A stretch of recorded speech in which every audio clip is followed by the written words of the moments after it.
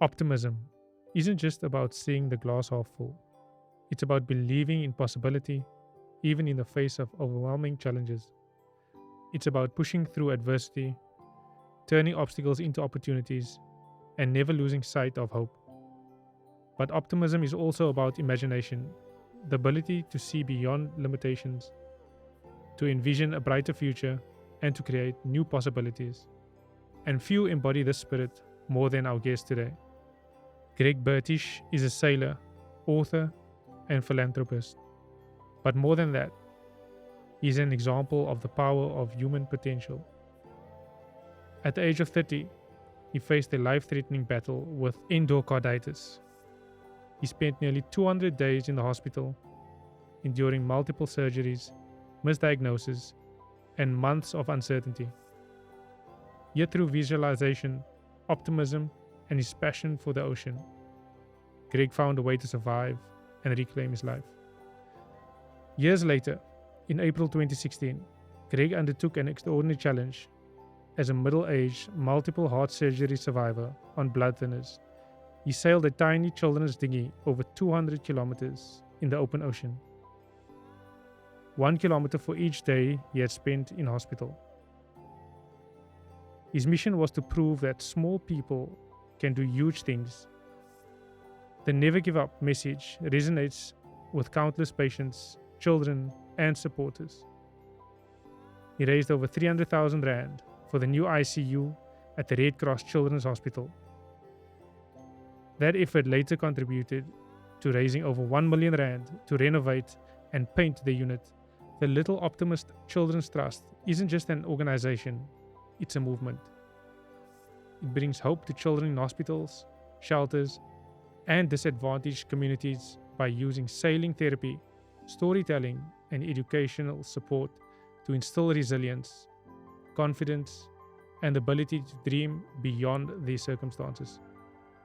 Through this work, Greg and his team prove that optimism isn't just a feeling, it's a force for change powered by imagination and belief in a brighter future. Welcome to Our Voice, Our Future, powered by Breadline Africa, a podcast where real voices tell real stories that inspire change. I'm your host, Shifan Raycliffe, and today we explore the extraordinary power of optimism, resilience, imagination, and daring to dream. Hi, Greg. Good day, sir. So, just before we get into it, let me ask you a question that's not on the All right, you're gonna throw preparation. me at the curveball. Yeah. Okay. So, if you ran into 10-year-old self, okay, with everything that you've been through, your journey, your challenges, what would you say to the 10-year-old self? Um, I would love to run into my 10-year-old self because I could definitely inspire that young man who was really a bullied, shy, insecure child who never thought he would amount to much. So I think if I did bump into him and run into him, I would tell him to dream bigger, to not worry about what other people thought about him. Just because they put me in a box as a youngster, you can break out of that box. There is no box. That's society's box. And I would have loved to have shown that young Greg how that little people with a big heart and a never give up attitude can achieve anything. And then obviously breaking out of that box, and being bullied. How did you navigate your way out of that box? Yeah, through a series, there was no one moment. It took a long time. I mean, I battled as a child. I battled as a teen. I had very bad acne, which, debilitates you hugely if you have very low self-esteem already, and then you have that on top of that. So there was no defining moment. I was very lucky to have very supportive and, parents with a growth mindset that really supported us, and two very key individuals, my brothers, who were a big part of my life. So I was a fortunate child, and in a way that's the scary thing, because I was a fortunate one and I still suffered, and it's allowed me to be thankful. It's allowed me to realize how lucky I was. That a child, even who didn't have anything, I didn't have a life-threatening disease. I wasn't, in a situation that would have put many children into decision makings that they shouldn't have made. But I could have made those decisions, even though I was a fortunate child. So I was so depressed at times that, I definitely thought about what is there more? Is it worth living? And even though I had everything, I was thinking like that. So imagine if I was a child who had nothing. That would have been compounded multiple times. And if I was thinking that way as the most fortunate child in that sort of space, just because I was dyslexic, being bullied, felt I didn't fit, felt I wasn't the smartest or the best at anything, and I was thinking like that, imagine what a child who's really got nothing or is facing hardship socioeconomically, health-wise, and then, from broken homes, from homes with addiction or alcoholism or gangsterism or anything like that. And those are the kids we deal with now. So it's almost armed me and allowed me to realize what it feels like, so that when I work with children and when we put programs together for children, I've been there. Yeah, I'm from Cape Flats. I'm from that area you speaking about, and I know a couple of guys that went through surfing programs. One of my mates, Alfonso, I don't know if you know him. Mm, He's from Menenberg, and he was a yeah, street kid. And one of the programs in Muizenberg, they took him off the street, and they brought him a surfboard. They gave him a surfboard, and he went out into the ocean, and he became a South African surfer. So he surfed for the country, and he got amazing, colors. amazing. And so, what sort of relationship do you have with the ocean, and when did that start? Yeah, look, we grew up in the ocean. We're very lucky. My father was an ocean man. He was a waterman, sailing, surfing, kayaking, water skiing. He traveled the world.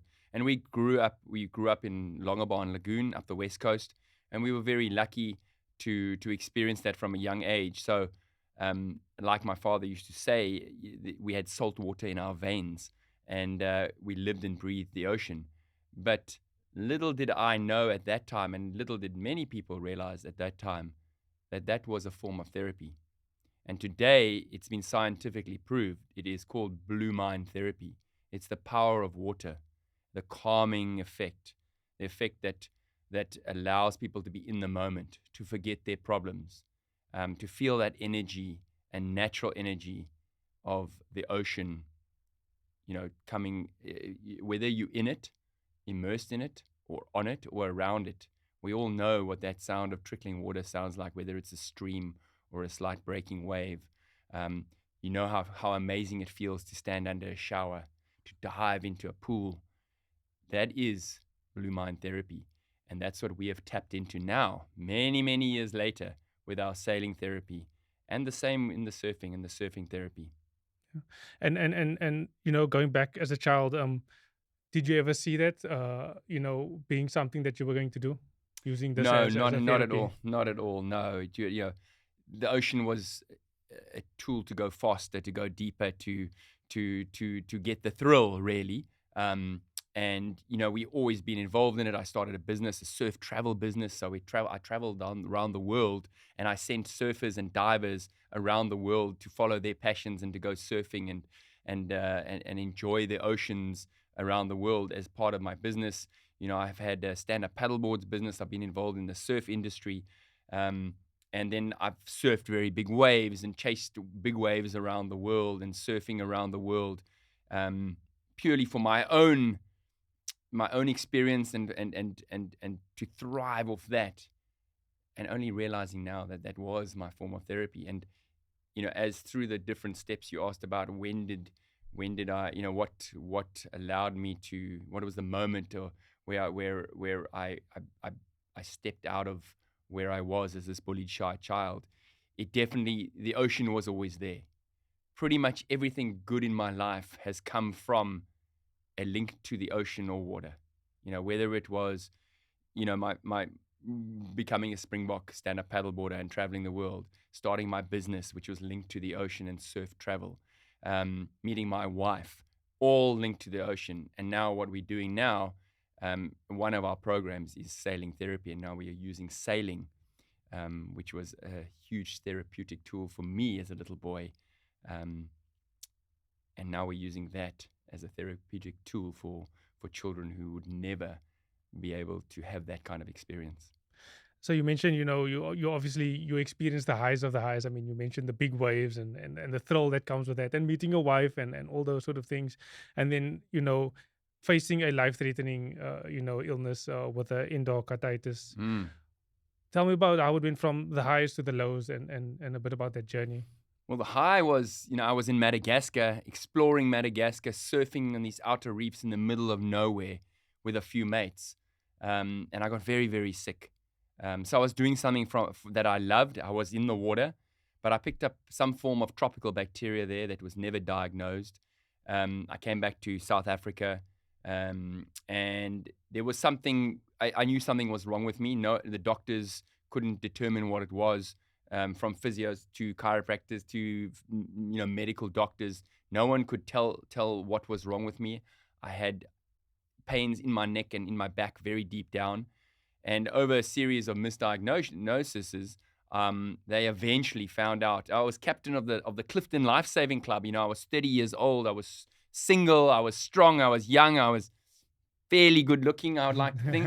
But life, that is what happens in life. I was one of the lucky ones.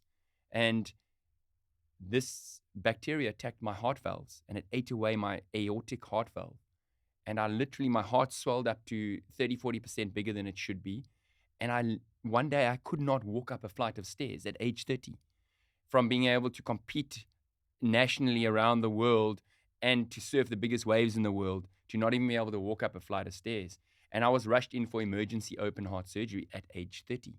And obviously a huge, game changer. So, from the highest of the highs to the lowest of the lows, lying in hospital, not knowing whether you'll survive or not. And endocarditis is a very dangerous, what do we call it? Infection that affects the heart valves, and it's very hard to treat. And if you can't diagnose what kind of bacteria, the doctors don't know what to treat it with. And that was the problem. They could never diagnose it. And that ended up, over multiple months and years, putting me in hospital for over 200 days and ending up having 2 open heart surgeries and 3 major infections. So you mentioned the 200 days in the hospital. Obviously, it can hit anybody. What was going through your mind during that time? Every day you woke up, like, what were you thinking? What were you? Yeah, maybe a very poignant moment, and I'll use a story. We love to use stories and storytelling with the children we work with, but it puts everything into perspective. I lay there after my first op. I was very sick. I'd been in ICU for a couple of weeks. There was problems in my lungs. There'd been complications with the heart. They hadn't been able to diagnose and culture the bacteria, so they didn't know how to treat it. And I lay there incredibly sick, thinking, why me? Why me at age 30? Why am I lying here? And in so much physical, I wouldn't say pain, but discomfort, that after weeks, I was also thinking, like, I don't really want to go on. If this is I don't want to live like this. And I looked over to my right, and there was an 80-year-old man lying there, and he'd also had an open heart surgery. And I thought, sure, when I'm 80, but why now? Why when I'm 30? Why me? And then I looked over to my left, and on my left was a 4-month-old baby, and he was lying there. Same wires, same ventilator. He'd also had an open heart surgery at 4 months old. And that put everything into perspective. I suddenly realized and went from thinking, why me, to feeling how lucky I was. How lucky I was to have got to 30 years old, to have had a whole lifetime of memories and experiences. And this little baby was already fighting for his life. You mentioned earlier your brothers. Are you the youngest of the brothers, and where were they all?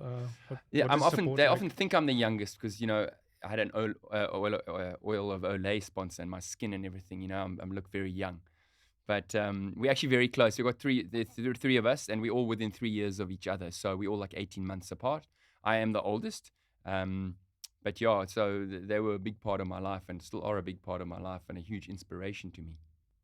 Yeah, and what is the involvement, with your projects and so forth? Were they there by your bedside? What Yeah, sort of obviously. encouragement were they giving you? No, 100%. My other brother Con has gone through his own medical. He's beaten and overcome a very, very dangerous kind of brain cancer and survived it.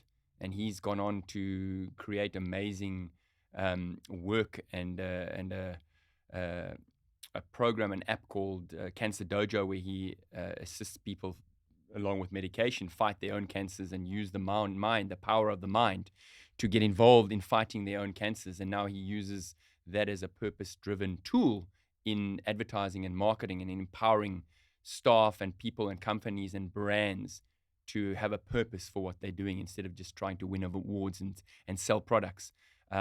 So he's been a massive inspiration. And my other brother, Chris, he wasn't there as much because he was traveling the world, and he's done some great feats and paddled across the Atlantic Ocean and surfed some of the biggest waves and won the Mavericks event in America. So he's also, he's had this connection with the ocean and has faced some crazy challenges as well. So both of them have been a big part of inspiring me to overcome challenges. And part of your recovery on this, and you can correct me if I'm wrong, you sailed the Optimist dinghy for 200 kilometers. How did that all come about? Yes, the greatest little sailboat in the world. It's an 8 foot long bathtub. Basically, it looks like your bathtub at home. It's the biggest sailing class in the world. Actually, every kid around the world, when you learn under the age of 15 to sail, you actually learn in an Optimist dinghy. It's the greatest boat with the greatest name. And when I grew up in Longabon Lagoon, that was actually my refuge. It was my little escape. I would literally, as a shy, bullied, insecure kid, I would climb into my little Optimist and I would sail off across the lagoon into the sunset, and I would forget all my problems, all the bullying, all the feeling that I wasn't good enough, that the kids laughed at me, taunted me, and I'd forget it. And that little Optimist and I had this bond. And weirdly enough, I always believed that one day I would do something great with an Optimist. And when I lay literally in that ICU with baby Adam, who was that baby, I remembered a promise that I made to my dad as a 10-year-old saying, "Dad, one day I'm going to sail my Optimist dinghy from Cape Town to Longabon," which is like 100 kilometers. And these little children's dinghies aren't built, they're built for lakes and lagoons, and they're built for kids under 50 kilograms. They're not meant to go into the big ocean. But as many of us do, we forget our childhood dreams and life carries on. And that moment made me remember that promise to my dad. And I said, you know what, if I survive all this, for my dad who'd passed away by that stage, I said, I'm going to honor him and I'm going to sail that little Optimist dinghy from Cape Town to Longabon. And hence I had to do it a few years later after I had a second operation and a third infection. And a couple of years later, I eventually, cobbled it all together and found that little Optimist and decided to go off and fulfill that dream of sailing I actually sailed from Cape Hunklip across False Bay, around the Cape of Storms and up the west coast to Longabon Lagoon, which actually ended up being about 200 kilometers. And I wanted it to be 200 kilometers because I was trying to raise 200,000 Rand for the Red Cross Children's Hospital, and I'd spent 200 days in hospital. So I wanted that to be the link. And I had this idea about a children's book. I know you want to ask me about that, but I'd had that idea, and I didn't want it just to be a fable and a story that I could tell kids as a little cartoon book. I wanted to show them that a real adult, a middle-aged man who's had 2 open heart surgeries, could climb in a little tiny children's boat with a funny square sail and a funny little nose and a short, fat, slow boat that shouldn't go in the ocean, that shouldn't take an adult, but had this big heart.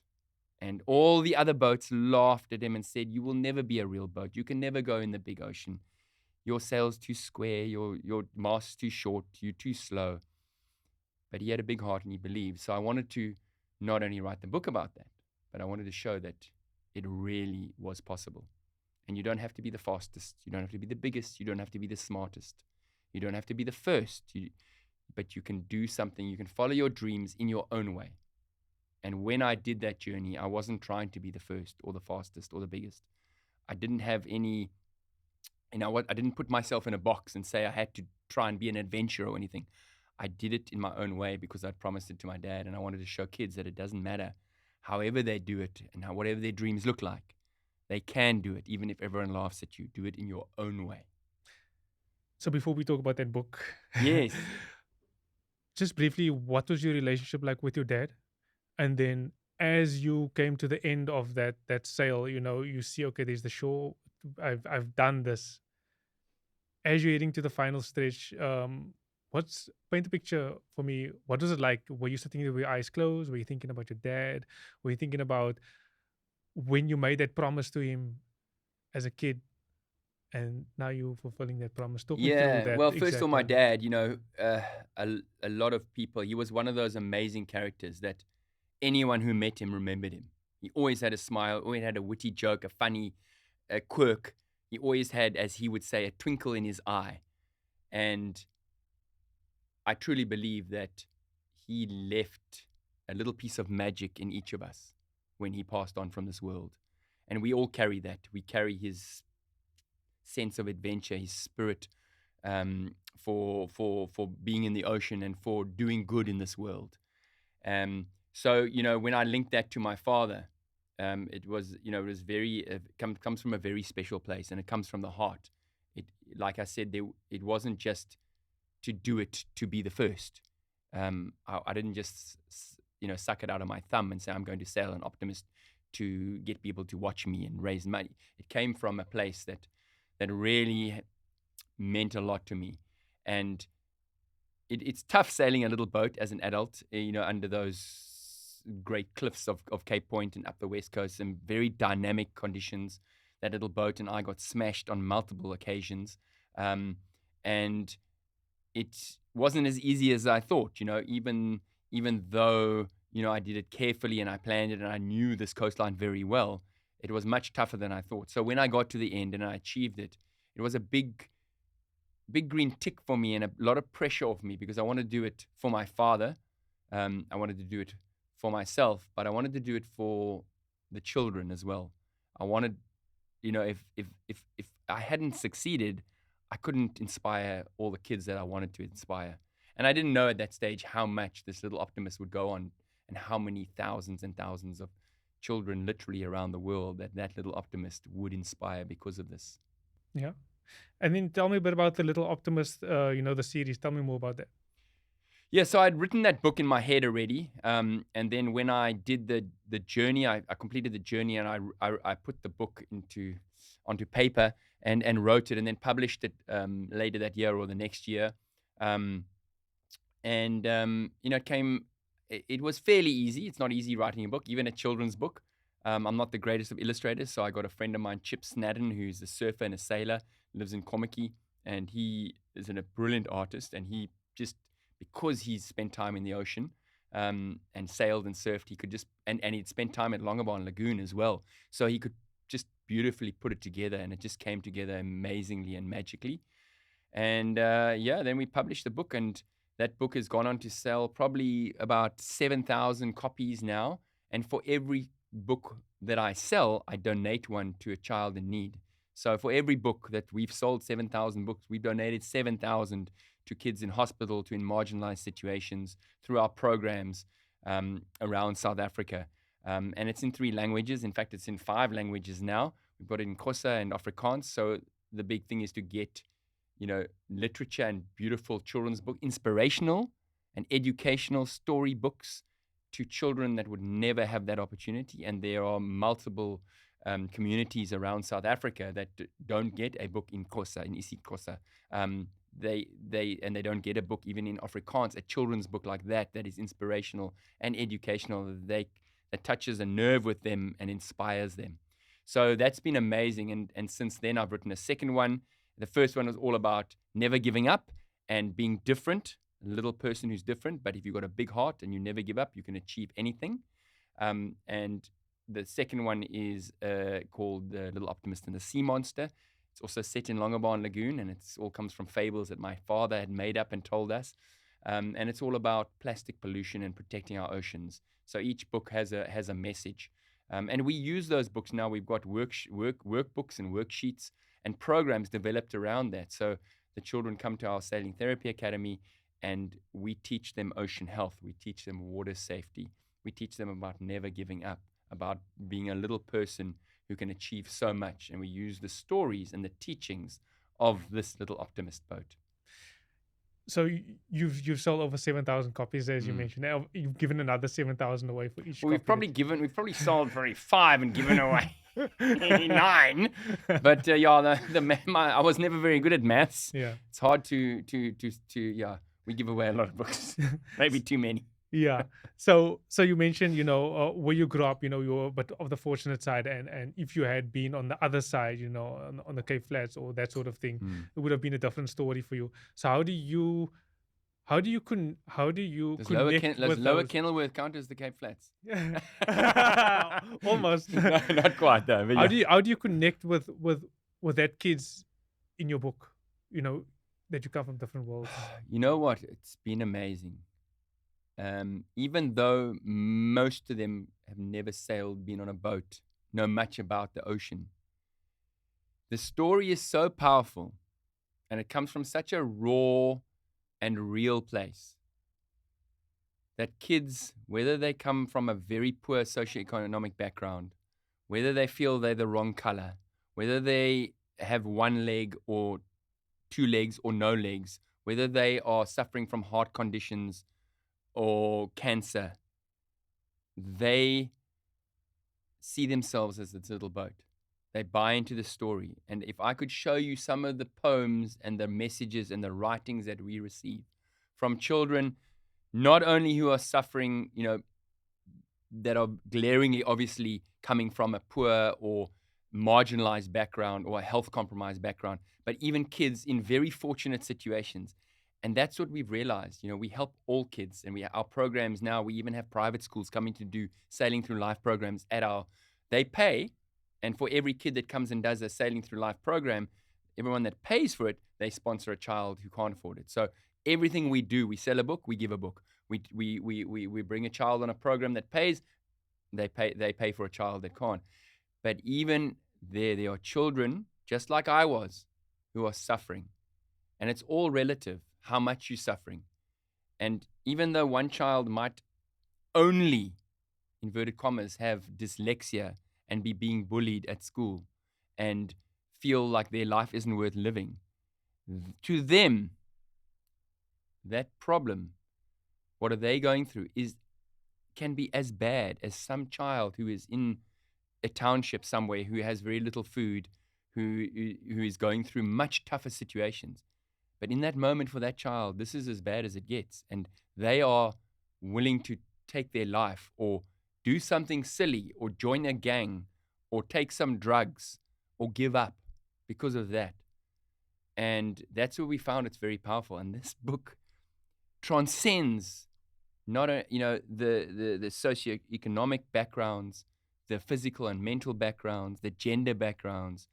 It transcends it, and kids see themselves as that little boat, and they tell the story months, years later about how they're going to be just like that little optimist and overcome that challenge. So through your therapy, you have kids from all over. Is there a specific, if you want to share, a specific kid or story that really touched you, that maybe it's close to your heart? Yeah, there is. Don't know if I should tell it here. It's an amazing story, and it's a story that really allowed us to do what we're doing now. It proved my theory. I think it was 2017. We were working with the Reach for a Dream Foundation, and they brought us 10 little boys who were suffering from some sort of physical affliction, some sort of disease, some sort of trauma they were overcoming. And in that group, many of them were was unsure whether they would live. And you know what the Reach for a Dream Foundation does? It offers children who need hope, who are possibly on their last legs or touch and go. It offers them an opportunity to fulfill their dream. And these little boys' dream was to go sailing or to go on a boat for the first time in their lives. None of them had ever been on a boat or sailing.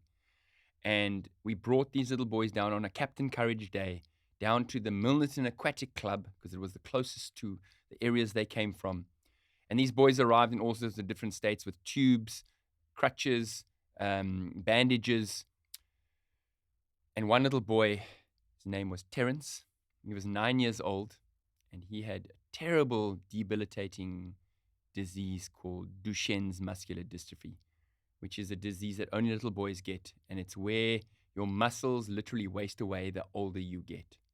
And these boys, as they pass on from about 6, 7 years old, their muscles get weaker and they get to a stage where they can't even walk anymore because their legs become too weak.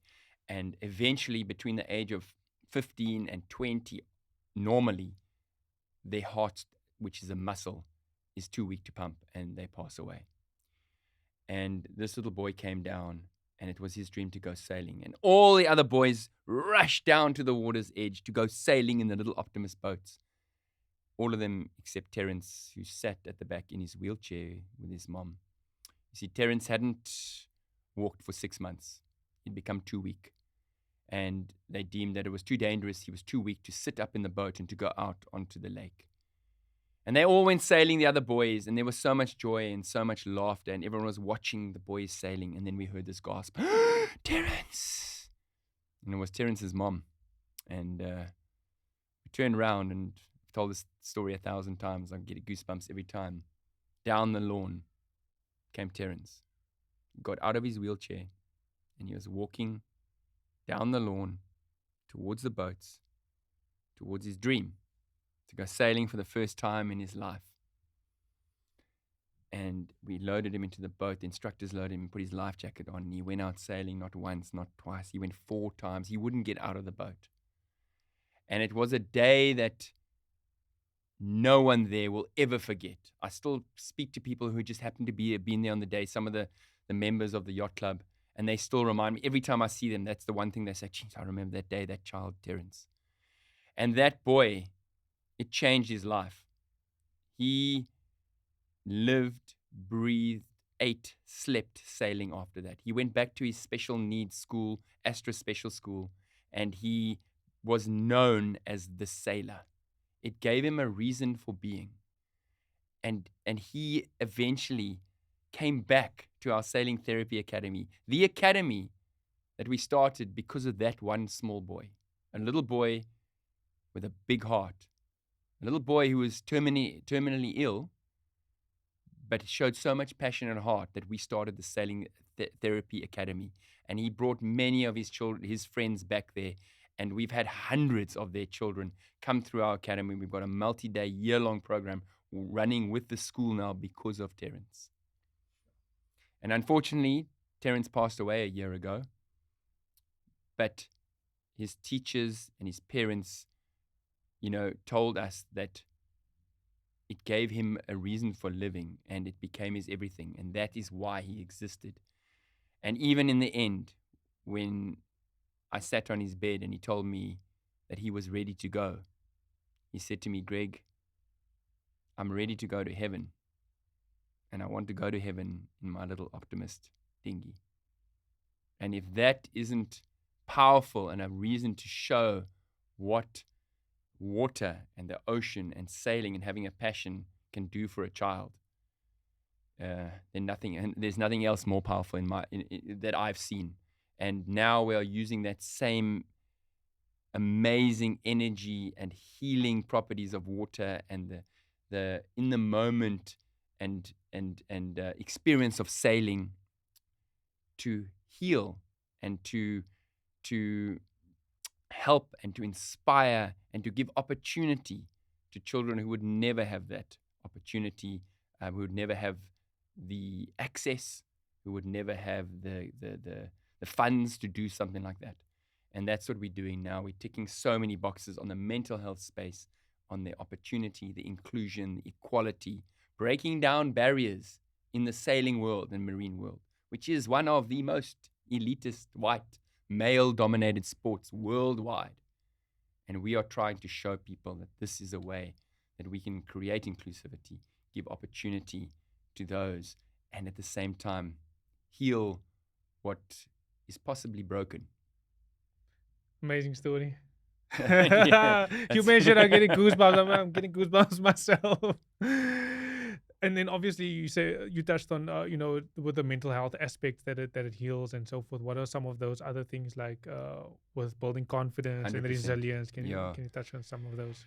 Look, there's so many, every child is different, and they find, the camaraderie of just being part of something, feeling special, the overcoming, building resilience, overcoming a challenge. I mean, we bring children down in the morning that are fearful to walk down to the water's edge. They will not walk down the gangplank to go to see the boats even. 1 hour, an hour and a half later, they are marching and singing down to the water's edge. Half an hour, an hour after that, they are sailing in the boats. 20 minutes after that, they kick the instructors out. They're sailing their own boats. They get to experience something and they overcome a fear and a challenge. And when they leave at the end of that day with their medal around their neck and their certificate that says, "You are a sailor," they go home and they know, wow, this morning I was fearful of water. This afternoon I left and I'm a sailor. I can sail my own boat. If I can do that in one day, I can do anything. And they truly start believing that because it's so tangible, it's so powerful. And when they face something in life, whether it's a maths test or not getting in a soccer team or a death in the family or a tough situation at home, finance-wise, relationship-wise, they go back to that moment and they say, wow, I did that. Imagine what I can get through this. So as we wrap things up, Mm. with the theme of daring to dream, what advice would you give young kids who are struggling to see, a bright future? What advice would I give? I think the first thing is it's pretty cliche. It's to number one is to realize that everyone is different. I think that is, there is no perfect. There is no one person. There's no one place. There's nothing that says you are not as good as someone else. You do not have to be the fastest, the biggest, the smartest, especially when you're young, because you haven't found your groove, your niche. You haven't found what you really like, your passion. So don't sweat it. Don't worry about why you're not as good as other people. You will find something that you are better than all of them at. And if you believe it and you don't give up on your dreams, however silly they may seem, follow what you love doing. Follow your dreams and realize how special you are, that one day if you're doing something that you love, it's going to benefit you and your life is going to be so much better and more enriched. Looking ahead, what are some of your dreams for the Little Optimist and, some. Look, we got so many, and I think I dream really big now. So, I've got to slow down sometimes. But our aim is, we upgrade and renovate hospitals and under-resourced schools all around the country. So, we'd love to find some bigger funding so that we can do more. We've upgraded and renovated and beautified 11 under-resourced places of education and healing over the last sort of 6-7 years. And we want to do more of those. So, if we can scale that and create safe spaces for children to heal and to learn, we would love to scale that and get on some big funders who will help us do that. And then with the sailing therapy, I still believe that what we are doing there, it is globally unique. And we're very lucky we've partnered with the IOC, the International Olympic Committee. They've seen what we're doing. And we've set up 2 pilot sites, one in Strandfontein. The second one's going to be in Hout Bay. And we're going to create access and scale and more impact by having these pilot sailing therapy sites doing exactly what we do here in the waterfront all around South Africa, Africa, and the world. And that's what I want to do. That's the big dream, is that every yacht club in the world should be running a Sailing Through Life sailing therapy program and giving back and allowing access, opportunity, mental health benefits, and creating pathways to employment and into the marine and sailing industry for everyone. Yeah. And so for all these funders and people that you're trying to reach, how can they get involved and how can they support your work? Call me. The littleoptimisttrust.org, that's our website. Optimist Sailing Academy, you can see what we're doing there, .org as well. But Greg at the Little Optimist Trust, that's who you want to get, or Greg at the littleoptimist.org. And get involved, and it's anything from connecting us, spreading the word, volunteering, donating products, donating time. It's all the other things that we really battle, is like the marketing and the social media and the promotion and the advertising and the accounts and everything that comes with a public benefit organization and a charity. There's so much else that goes on. So we would love funds. We would love and any assistance anywhere. And we are a Section 18A public benefit organization, so we can issue tax certificates. And we would love to partner with any organization or individual that wants to get involved. Cool, man. That's it. Thanks for your time, and hopefully we can have you back in the seat, when you go international with the academy. Next year. Yeah. Thanks very much. I appreciate it. Thank you for tuning into Our Voice, Our Future, powered by Breadline Africa. If you've been inspired today, remember, no matter your circumstances, you have the power to dream and to make those dreams a reality. If you'd like to support Greg's work, visit the Little Optimist website at www.thelittleoptimist.org to learn more, donate, or get involved. You can also follow Breadline Africa to see how we're working to create a brighter future for children across South Africa.